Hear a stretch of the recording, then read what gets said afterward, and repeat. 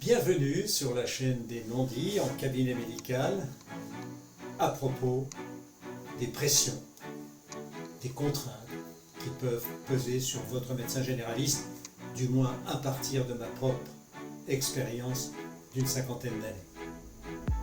Comment aujourd'hui est-on arrivé au fonctionnement de notre système de soins actuel? Je vais vous dresser un panorama de pression historique pour bien comprendre ce qui se passe aujourd'hui.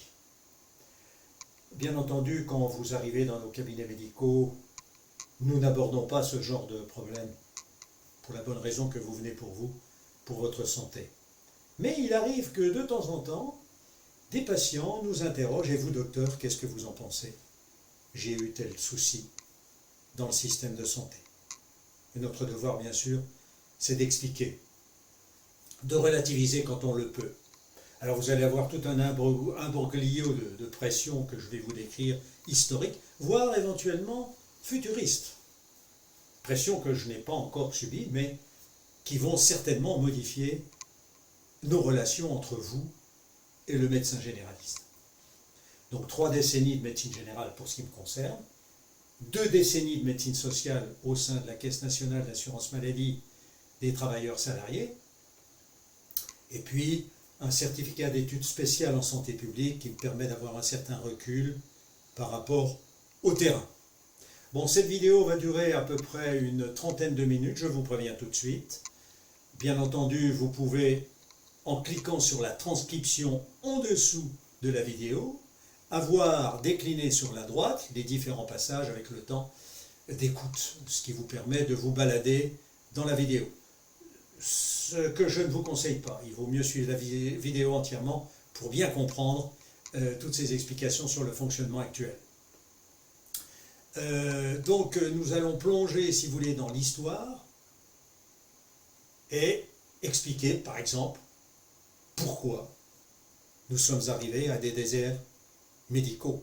Par exemple, pas que ça. Je ne prétends pas traiter tous les sujets, bien entendu, c'est mon point de vue, ce qui m'a le plus influencé, ce qui a le plus fait pression sur moi, qui a dû me remettre en question face à mes patients. Eh bien écoutez, ne tardons pas et allons expliquer. Eh bien oui, quelle pression sur ces 50 dernières années. D'abord les contraintes politiques, vous le devinez bien. Il existe un ministère de la Santé. Les contraintes administratives, les contraintes des connaissances à mettre à jour, au jour le jour, pour un généraliste, dans tous les recoins de la médecine. Les contraintes du temps qui s'écoule trop vite face aux patients, ce qui introduit un stress latent chez le médecin que peut ressentir le malade. Frustration d'une insuffisance de temps consacré pour chaque patient. Contrainte de perception d'immenses responsabilités. La profession de médecin est quand même, il faut le dire, la plus exaltante, que ce soit sur le plan humain, sur le plan intellectuel, sur le plan psychologique. Le médecin s'épanouit et bénéficie d'un retour au jour le jour ô combien motivant de ses patients, je vous rassure. Ne voyez nullement dans ce qui suit un monceau de frustration d'un toubib désabusé. Surtout pas. Jetons donc un œil vers le passé, jugeons le présent et projetons-nous sur le devenir de la profession et aussi du système de soins. Et pourtant, eh bien oui, voyons la facette cachée, voire occultée, de pas mal de non-dits. Va défiler devant vous un échantillon d'interrogation de mes patients, là, tout de suite. Certaines émanent, je dois le dire, de personnes issues du baby-boom, d'après-guerre, justement. Ils peuvent comparer ce qu'était le système de santé dans les années 70 et le système de santé actuel. Docteur, on n'arrive plus à bien se soigner aujourd'hui. Comment se fait-il qu'il me faille attendre 5 semaines pour mon IRM? Je suis en arrêt de travail et je souffre. Vous traitez bien ma douleur, mais pas la cause. Tout ce constat dans un soupir d'un père de famille de plusieurs enfants. De 1973 à 1990, il m'arrivait de décrocher mon téléphone pour prendre rendez-vous dans un cabinet de radiologie.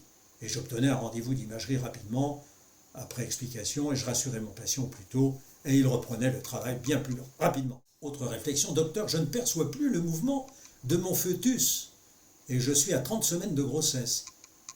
Après examen de ma patiente, je confirmais l'absence de mouvement fœtaux, je constatais l'absence de battements cardiaques du fœtus, et une croissance utérine sans rapport avec l'âge d'avancement de la grossesse. Sitôt, je contactais l'obstétricien qui acceptait de recevoir ma patiente immédiatement, avant toute hospitalisation, dans les heures qui suivent, cette parturiente étant mère aussi d'enfants, et devant prendre bien sûr toutes les dispositions sociales, familiales, professionnelles, avant son hospitalisation. La relation était ultra confraternelle, très amicale.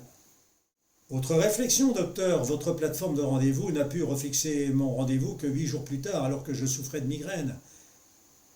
Reprise maintes fois des explications du fonctionnement du cabinet surbooké, les espaces prévus pour les urgences étant combles dès le milieu de matinée et le temps n'étant pas extensible.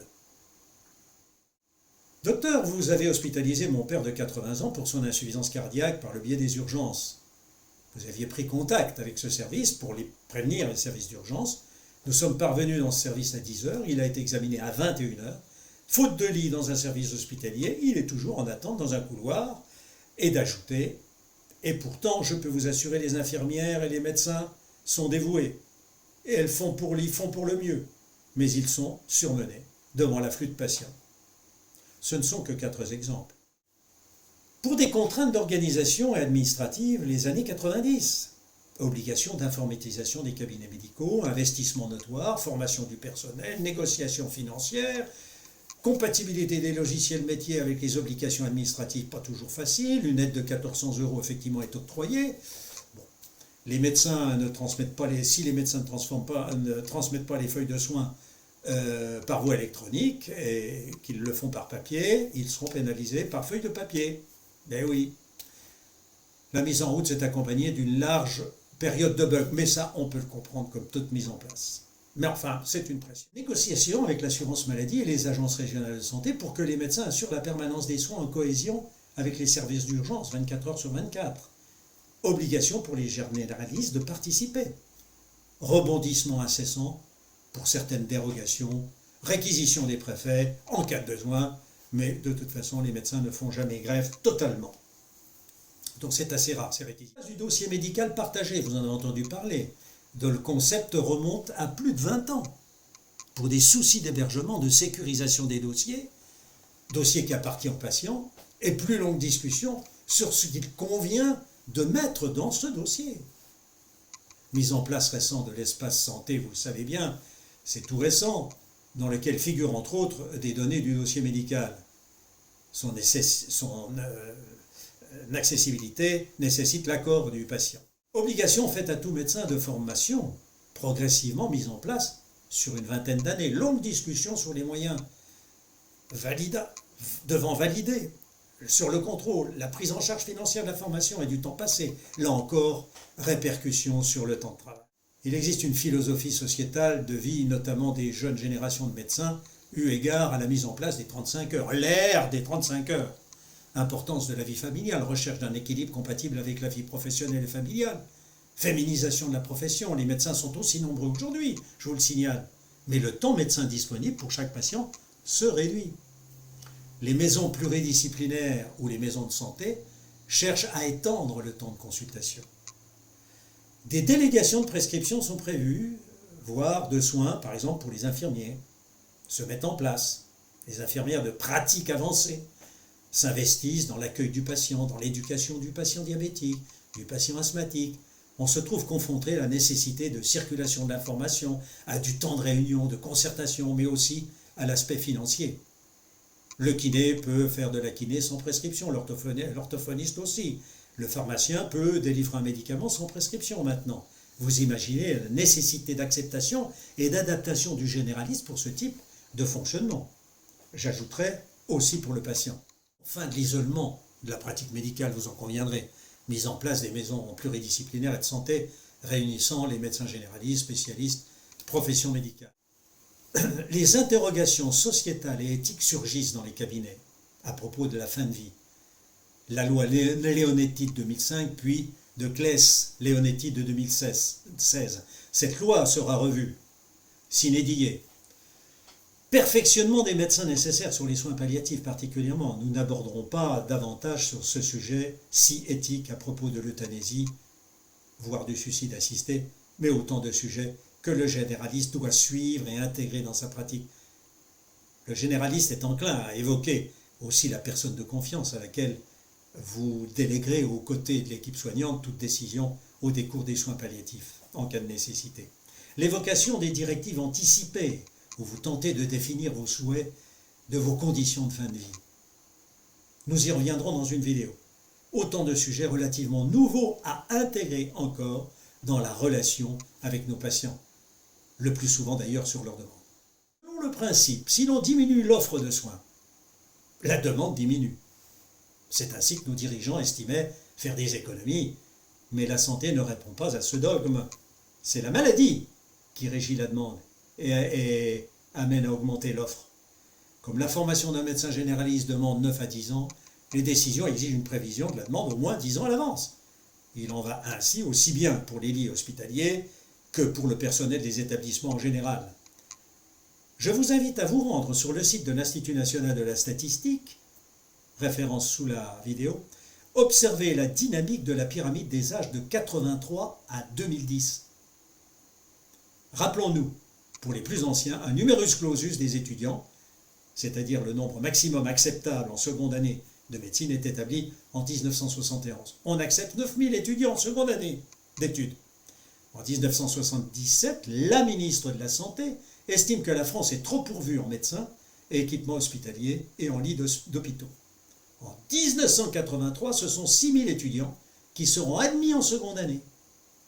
On arrive ainsi à 3500 étudiants admis en seconde année de 93 à 98, ça diminue, auquel il faut retrancher 350 étudiants pour des abandons, pour des échecs, enfin ce que vous voulez. Pour simplifier, la fin du numerus clausus s'achève légalement en décembre 2019. On parle dès lors de numerus apertus, c'est-à-dire que chaque année, et à partir de la rentrée de 2020, chaque université a toute liberté de déterminer le nombre d'étudiants admis en seconde année d'études dans la filière de médecine, mais attention, sous réserve des moyens de formation. Là encore, le bas blesse. L'élévation de l'espérance de vie conduit à un élargissement du haut de la pyramide des âges, donc dans les tranches d'âge les plus élevées. Vous pensez au baby-boom de l'après-Seconde Guerre mondiale. Du reste, regardez bien, ce n'est plus une pyramide, c'est une toupie, représentation des jeunes au bas de la pyramide et élargissement progressif vers le tiers supérieur de la pyramide. Avec les progrès dans le mode de vie et particulièrement en hygiéno-diététique et aussi bien en médecine de prévention que de soins curatifs, la population âgée, avec le vieillissement, cumule les maladies, ce qui engendre une consommation de soins inévitable.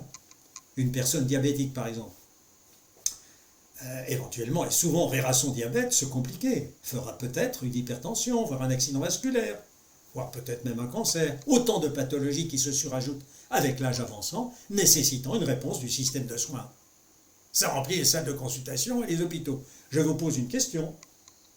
La simple évolution de la pyramide des âges entre les années 85 et 2013 ne nous permet-elle pas de prédire une augmentation de la demande de soins et donc l'impérieuse nécessité de formation de médecins et donc d'ouvrir davantage les portes de l'université? Nous sommes en 2023. Les deux décisions devaient être prises dès les années 2000.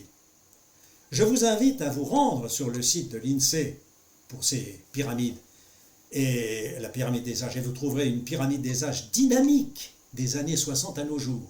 Vous la verrez progresser. Vous verrez combien elle est parlante et permettait dès les années 90 de décider un numerus apertus, ouverture des universités. Depuis la loi Debray de la réforme hospitalière de 1975, le budget des établissements était un budget dit global, fondé sur des critères au tout début sur l'état des lieux d'un service. Ce budget était reconduit en ajoutant un certain pourcentage au budget de l'année précédente, et ceci pour chaque service sur des critères essentiellement économiques.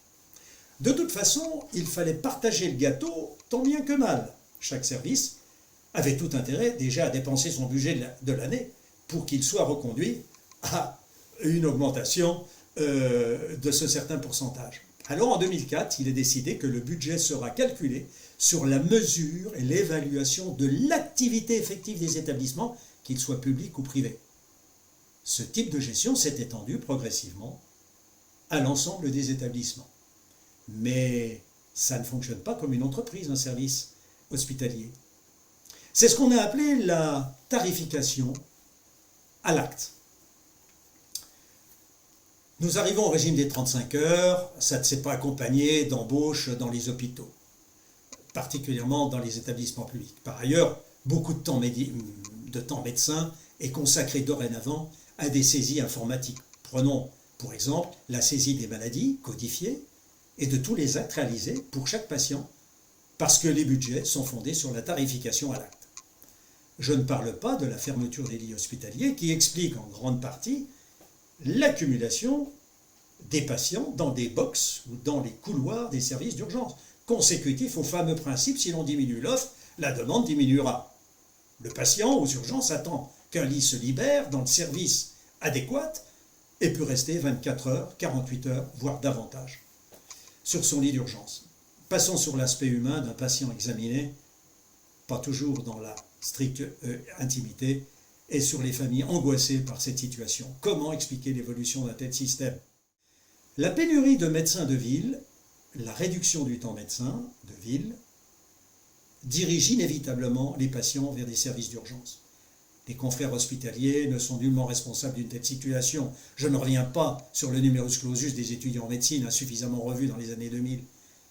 Vous comprenez, surmenage, stress, énorme frustration des soignants qui considèrent, malgré leur dévouement, ne pas pouvoir accomplir correctement leurs devoirs, leur mission.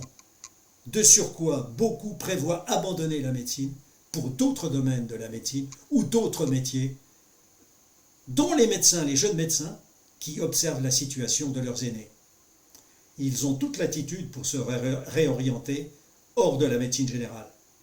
Vous comprenez dès lors les réflexions de nos patients de tout à l'heure. Je constate que des hospitalisations sont reculées, parfois sine die, pouvant conduire à une perte de chance. Des examens en ville, idem, qui entraînent un allongement des durées d'arrêt de travail. Les salles d'attente se peuplent de personnes de plus en plus âgées. Le temps médecin consacré à chaque patient s'amenuise. Le patient ressent parfois l'empressement du médecin, une forme d'indisponibilité préjudiciable à une bonne prise en charge du patient. Il est demandé aux généralistes de recevoir davantage de patients en échange de tarifs surélevés. Nous sommes loin d'un cercle vertueux, n'est-ce pas? Dans de telles conditions, notamment en fin de carrière, bien des médecins jettent l'éponge, ou tout du moins ne prolongent pas au-delà de l'âge de la retraite, alors qu'ils le pourraient. En début d'exercice, je me souviens, il a fallu secourir ces femmes qui tentaient de s'auto-avorter ou se prêtaient à un tiers femme, en général, dit ou connu par le bouche à oreille comme étant habituée, compétente, pensait-elle, pour les avorter. Hémorragie, infection, stérilité définitive, traumatisme psychologique, de culpabilisation notamment, aboutissement à des hospitalisations. Nous devions gérer tout cela. Souvent, certaines femmes se dirigeaient vers l'Angleterre pour leur avortement en établissement, et puis la loi Veil, en 1975, autorisait l'interruption volontaire de grossesse, libérant les femmes de telles situations. Pour nos médecins, nous éduquons nos patients à la contraception avant tout, et devons toujours assumer leur demande d'avortement selon des procédures légales.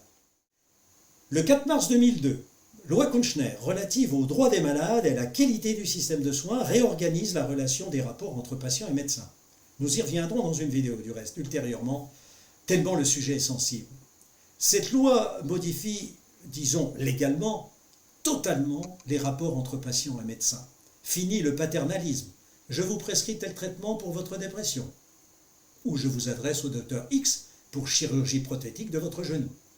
Le patient décide, après argumentation, explication de son médecin, information des risques, voire remise de documents par le chirurgien et l'anesthésiste, qui doivent être très explicites, et explicités par le médecin encore oralement. En 1997, ce n'est pas anecdotique, est décidé le MICA, M-I-C-A, mesure d'incitation à une retraite anticipée pour les médecins âgés de 56 ans, généralistes, entre autres. Toujours selon le principe que si l'on diminue l'offre, on diminue la demande. Une prime annuelle, du reste, est accordée aux médecins preneurs. Cela revient moins cher en coût de soins de santé qu'un médecin qui n'exerce plus que de le laisser en activité. Toutefois, alors que nous n'étions pas en pénurie de médecins, la patientèle du dit médecin était reprise par un jeune confrère chercher l'économie. En 2009 qu'est créé un établissement public, l'Agence régionale de santé, dont on a déjà parlé tout à l'heure. C'est le relais du ministère de la Santé sur le plan régional. Enfin, une prise en compte des soins de ville et hospitalière à la fois. Cette agence exerce aussi une veille sanitaire et sur l'efficacité du système de soins. Qu'en est-il après 14 ans d'existence sur la couverture des territoires régionaux par les soins de ville et les établissements hospitaliers? Je vous pose la question. Quelle coordination? Comment comprendre toujours cette tarification à l'acte et le versement quasi régulier aux établissements de dizaines de milliers d'euros, quand ce ne sont pas des milliards, comme ça, ou d'année en année? Prévoit-on les changements de mode d'exercice fondés sur les progrès scientifiques et technologiques, l'intelligence artificielle? Prévoit-on? Il y a peu de chances que le besoin en médecins diminue. Les tout jeunes étudiants feront-ils les frais d'une imprévoyance des décideurs dans quelques années? Fermeture de lits, donc d'année en année, restructuration, suppression de services hospitaliers de proximité, perte de fiabilité pour insuffisance d'activité. Ce fut le cas de certaines maternités, vous le savez, les médias s'en sont fait écho. Mise en place de lits pour chirurgie ambulatoire, par exemple, et suppression de lits classiques d'hospitalisation. Hospitalisation d'une journée, voire même de quelques heures. Toute décision de modification du paysage sanitaire induit une modification des décisions d'orientation des patients d'un généraliste. Patients et médecins doivent s'adapter. Sur le plan administratif, pour le généraliste, mise en place d'une nomenclature, la cotation des actes, vous savez bien, mais complexe, de multiples actes qu'il faut coter. Le médecin s'y perd, il n'a pas toujours le temps. Alors il simplifie, souvent au tarif le plus bas, pour ce qui me concerne. Mise en place de durée d'arrêt de travail selon les pathologies précises que le médecin doit avoir en mémoire. Arrêt nullement personnalisé pour tel patient et sa pathologie. Les facteurs psychologiques, les facteurs socio-professionnels et familiaux n'entrent nullement en considération dans la dite pathologie. Ça la complexifie et ça peut expliquer l'arrêt de travail prescrit par le médecin. Voilà, c'est la Haute Autorité de Santé qui, entre autres, fixe ces durées d'arrêt. Mise en place par l'université des maîtres de stage dans le cursus des internes en médecine. Solidairement, des généralistes répondent à la proposition, impact certain sur la pratique du médecin. Je n'ai pas été maître de stage. Alors des problèmes sémantiques. Le généraliste fut un temps le médecin référent, puis traitant. En fait, le patient dans les maisons pluridisciplinaires est vu par différents généralistes, puisqu'ils se remplacent mutuellement, ils assurent les soins, disons, au moins 12 à 16 heures par jour. Les dossiers circulent, c'est ce que je veux dire. Habilitation aussi à consulter et instruire le dossier médical partagé, le DMP, sous l'autorisation d'accès par le patient pour le généraliste, les spécialistes et l'infirmier, par exemple. Mise en place de l'espace santé, encore autre chose, pour chaque patient, tout en observant des consignes légales de sécurité et de respect du secret professionnel. Alimentation de ce dossier par le patient lui-même ou les médecins avec son accord. Le malade en disposant quand il veut, où il veut, s'il voyage en France. Le médecin généraliste doit intégrer cette ressource pour le patient. Il est évident que les réseaux sociaux explorés par nos patients interfèrent sur notre travail, vous l'imaginez bien. Il nous faut passer du temps à convaincre que le cas particulier de tel forum ne correspond pas à la maladie du patient. Celui-ci a-t-il compris ce qu'un autre patient a exprimé sur ce forum? Je passerai sur la gestion du cabinet, individuel ou en maison pluridisciplinaire, selon divers types de sociétés, de mise en société, qui imposent une certaine discipline, des concertations permanentes entre collègues libéraux. La maison pluridisciplinaire évite l'isolement pour le médecin dans son cabinet, permet une prise en charge du patient au plus près et en équipe, permet un partage d'informations, que ce soit pour un patient, mais aussi tout simplement pour partager des connaissances. Aussi discussion sur une décision d'examen, sur l'orientation du patient, vers tel spécialiste ou service hospitalier. C'est une nouvelle façon de travailler, tout à fait acceptable, et encore il faut s'adapter. Alors le rapport avec les laboratoires pharmaceutiques, ah oui c'est toute une histoire, remis en question par la loi anti-cadeau. Vous verrez dans la description. Vous pouvez vous y référer, vous saurez ce que c'est. Défini par la loi, plus question notamment pour les laboratoires pharmaceutiques ou fournisseurs, par exemple de matériels chirurgicaux tels que des prothèses, d'offrir ou de promettre des avantages à tout professionnel de santé pour ce qui est pris en charge par les régimes de sécurité sociale. Tout ceci, on peut le comprendre, mais ça modifie nos rapports encore avec les laboratoires pharmaceutiques. Alors, point de vue futuriste, posant inquiétude pour ton médecin en 2023. Les questions sur l'intelligence artificielle pleuvent. Ne serait-ce que sur la qualité des données fournies à la machine, incontestablement, elle deviendra d'une grande utilité dans tous les domaines de prévention, de diagnostic, de traitement, voire de pronostic.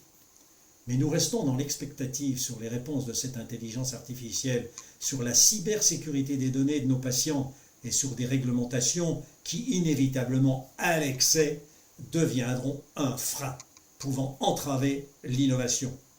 Nous parlons déjà du médecin augmenté.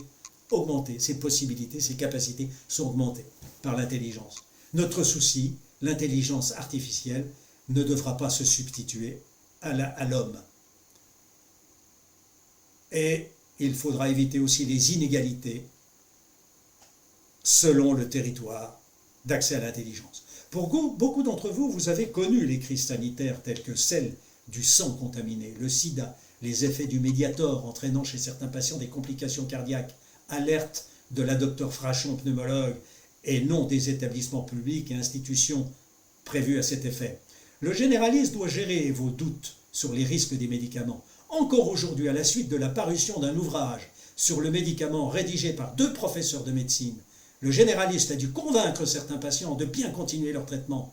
La non-observance ou la malobservance des traitements est une cause de décompensation des pathologies avec une incidence sur la mortalité et la morbidité, bien évidemment. Dans une optique futuriste, j'évoque ici la mise en place du patient expert, qui remonte déjà à 2009. Mais le temps passe tellement vite. Il s'agit de patients eux-mêmes qui ont été confrontés à la maladie, qui suivent une formation, voire par exemple à Paris 8, voire formation universitaire de 2 ans, et un stage d'1 an débouchant sur une licence, ou sur un diplôme universitaire par exemple à l'université Patient-Sorbonne. Ils sont affectés aux équipes de santé mentale, ou de prise en charge des patients en addiction, et déjà auprès de généralistes en maison de santé.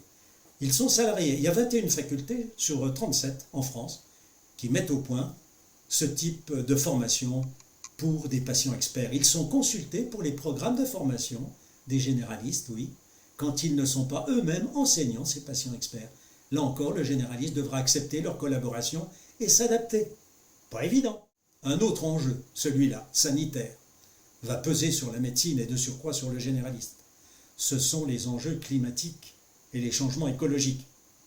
Donnera-t-on une place au médecin généraliste en lui octroyant les moyens d'agir auprès de leur patientèle dans son rôle de sensibilisateur, d'éducateur? N'est-il pas dans une position privilégiée face à son patient qui lui attribue toute confiance? Comme vous le savez, nous abordons avec nos patients toutes les mesures de vie à adopter pour prévenir les maladies ou éviter les complications, toujours sur des bases scientifiques. Prenons un exemple. Qu'est-ce que gérer les mesures écologiques de nos prescriptions médicamenteuses? Eh bien, c'est se remettre en question lors du renouvellement d'ordonnances, sur certains cumuls inutiles de médicaments, ou sur certaines redondances de produits de la même famille aux mêmes effets. C'est gérer au mieux l'usage des antibiotiques. C'est inciter à ramener les médicaments non utilisés aux pharmaciens, ne pas les jeter, car le rejet dans la nature perturbe l'écologie. Attitude néfaste aussi pour notre santé, et j'en passe. Sachez qu'un module sur médecine et santé environnementale vient d'être intégré dans la formation des médecins que dans une dizaine de facultés. J'ai tenté de vous montrer combien le médecin sur 50 ans a pu assumer toute cette évolution dans quelques domaines. Je ne suis nullement exhaustif, bien sûr, il y aurait beaucoup à dire. Et combien la pratique en 2023 n'est plus celle des années 70 pour ce qui me concerne.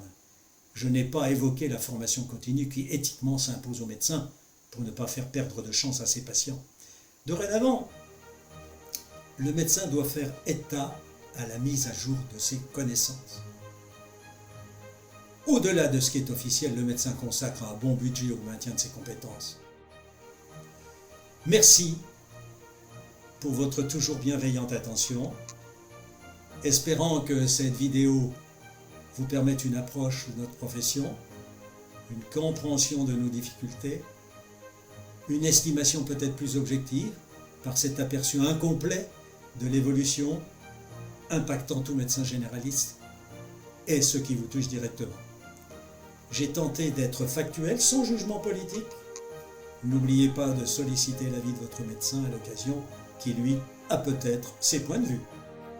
Enfin, n'oubliez pas le clic sur la main levée, abonnez-vous en cliquant sur la cloche, et pourquoi pas, faites un commentaire. Je vous donne rendez-vous sur un sujet médical qui n'est nullement bateau. Peut-on se diagnostiquer un cancer du sein? Sujet de médecine pure qui vous conduira, notamment vous les femmes, à une autosurveillance sur des critères bien précis, reconnus et à votre portée. À bientôt.